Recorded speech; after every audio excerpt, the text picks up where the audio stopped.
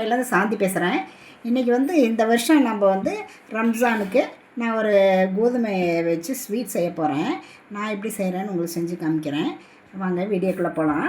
இதுக்கு வந்து நான் வந்து 1 கப்பு வந்து சுகர் எடுத்திருக்கேன். அதில் ஒரு 4 ஏலக்காய் போட்டு நல்லா பொடி பண்ணிட்டு வந்துடலாங்க.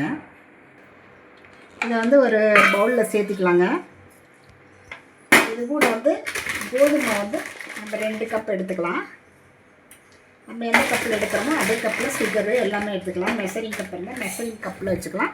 இல்லைன்னா நம்மக்கிட்ட எந்த பாத்திரம் இருக்கோ பவுலோ அதை வச்சு நம்ம அளந்துக்கலாங்க. இப்போ வந்து நம்ம கோதுமை வந்து நம்ம கடையில் வாங்கின மாவோ வீட்டில் இருக்கிற எதை வேணாலும் வச்சு நம்ம அதை வச்சு செய்யலாம். இது கூட வந்து நான் வந்து எள் வந்து 3 வெள்ளை எள் வந்து 3 டேபிள் ஸ்பூன் வச்சு சேர்த்திக்கிறேன். அப்புறம் வந்து ரவை, இது வந்து ஒரு 1/2 கப்பு. இது வந்து பெரிய ரவையாக இருந்தால் பொடிச்சிக்கலாம். சின்ன ரவையாக இருந்தால் நைஸ் ரவையாக இருந்தால் நம்ம அப்படியே போட்டுக்கலாங்க. வறுத்த ரவை வறுக்காத ரவை எது வேணாலும் சேர்த்திக்கலாம். அப்புறம் திருகின தேங்காய், அது வந்து ஒரு 1/4 கப்பு திருகி வச்சுருக்கேன். அதை இதோடு சேர்த்திக்கலாங்க.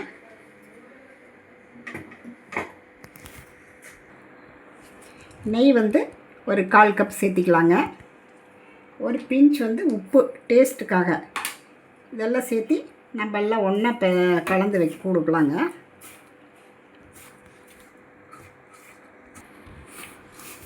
இந்த கோதுமை மாவு, ரவை, தேங்காய் துருவல், சர்க்கரை, நெய் எல்லாம் நல்லா ஒன்றா சேர்ந்து வரமா நல்லா போட்டு பிசைஞ்சு கொடுக்கலாங்க. இது வந்து கோதுமை மாவில் செய்கிறதுனால ரொம்ப டேஸ்ட்டாக இருக்கும். குழந்தைங்களும் விரும்பி சாப்பிடுவாங்க. இந்த ரம்ஜானுக்கு நீங்கள் இந்த மாதிரி ட்ரை பண்ணி பாருங்கள். நம்ம இப்படி வந்து நல்லா பிசைஞ்சிட்டு இப்படி கையில் பிடிச்சோம்னா இந்த மாதிரி பிடிக்க வரணும். இந்த மாதிரி பிடிக்கிற மாதிரி வந்துச்சுன்னா உங்களுக்கு வந்து நெய்யெல்லாம் அளவு கரெக்டாக இருக்குன்னு வச்சுக்க வேண்டியதுதான். நல்லா அந்த மாதிரி பரட்டி விட்டு கொஞ்சம் கொஞ்சமாக தண்ணி ஊற்றி நம்ம பிசைக்கலாங்க. சும்மா தண்ணி அப்படியே கொஞ்சம் கொஞ்சமாக அப்படியே தெளித்து பிசைஞ்சிக்கலாம். நல்லா கெட்டி பதமாக தான் பண்ணி, ஏன்னா சக்கரை இருக்கிறனால உங்களுக்கு வந்து சீக்கிரம் மெல்ட் ஆயிரும். அதனால் நம்ம கொஞ்சம் கொஞ்சமாக தண்ணி ஊற்றி அப்படியே தெளித்து பிசைஞ்சு நல்லா கெட்டி பதத்துக்கு பிசைஞ்சுக்கணும்.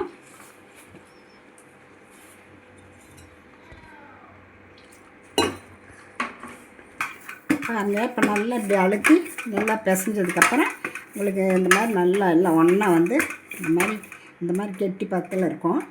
இதை நம்ம அப்புறம் நம்ம தேய்ச்சிக்கலாம். இந்த பிசைஞ்சு மாவை வந்து நம்ம 3ஆக ஊற்றிக்கலாங்க.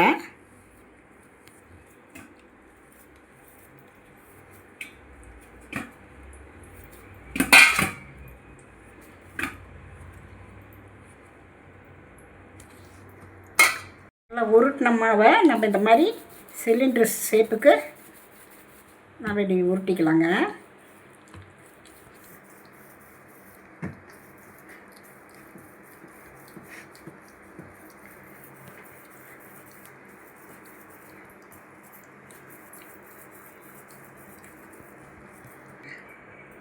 பாருங்கள், இந்த மாதிரி உருட்டினதுக்கப்புறம் நம்ம இந்த மாதிரி கட் பண்ணிக்கலாம். இந்த அளவுக்கு நம்ம கட் பண்ணிக்கலாம் எல்லாத்தையும்.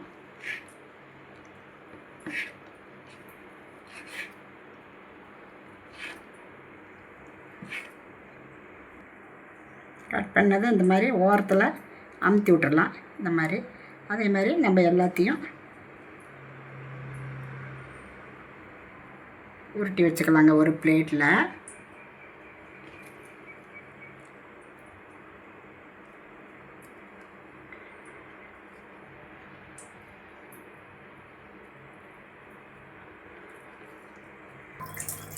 பாருங்கள், இந்த மாதிரி எல்லாத்தையும் நம்ம வந்து ஷேப் பண்ணி வச்சுக்கணும். சிலிண்டர் ஷேப்பில் பண்ணி அதை நம்ம இந்த மாதிரி கட் பண்ணால் இந்த மாதிரி ஷேப்பில் வந்திருக்கும். 2 பிளேட்டில் வந்திருக்கு. இது அப்படியே இருக்கட்டுங்க. ஒரு பேனில் வந்து எண்ணெய் ஊற்றி வச்சுருக்கேன். எண்ணெய் நல்லா காயிட்டுங்க.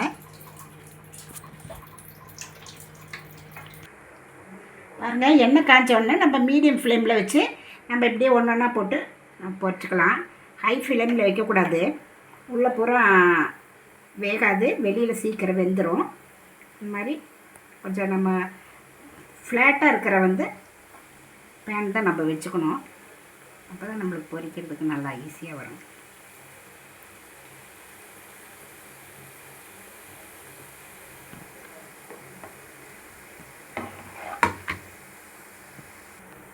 அப்படியே நம்ம திருப்பி திருப்பி விட்டுக்கலாங்க.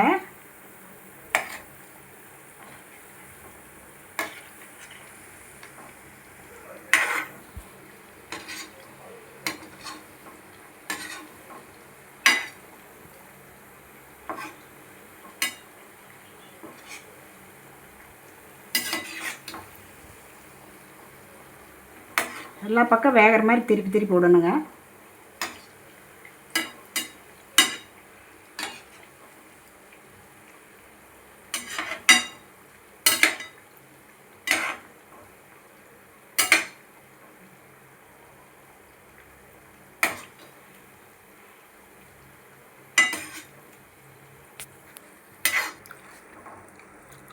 பாருங்கள், எல்லாம் செவந்துருச்சு. நம்ம எடுத்துடலாம்.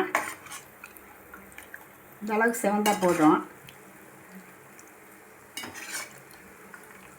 எல்லாத்தையும் எடுத்துடலாம்.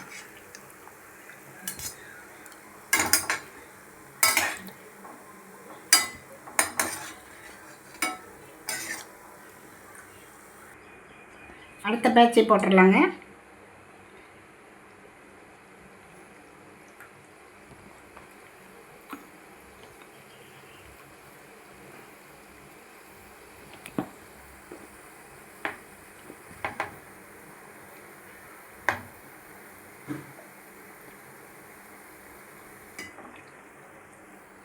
பாருங்கள், அடுத்த பேட்சும் அப்படியே வெந்துருச்சு. இதையும் எடுத்துடலாம். இதை எடுத்துகிட்டு மீதி இருக்கிறதெல்லாம் அதே மாதிரி இன்னொரு பேட்சுக்கு வரும். அதையும் நம்ம அதே மாதிரி போட்டு எடுத்துடலாங்க.